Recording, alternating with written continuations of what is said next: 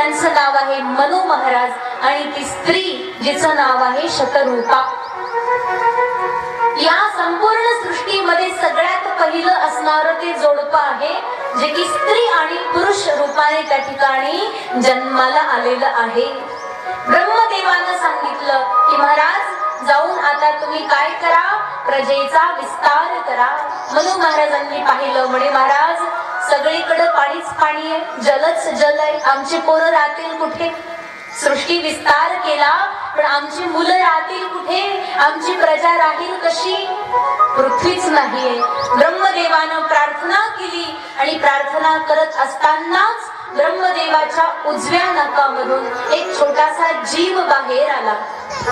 तो छोटासा जीव बघता बघता बघता अवाढव्य असा मोठा झाला. तोच जीव म्हणजे भगवान परमात्म्याचा अवतार आहे वराह भगवान.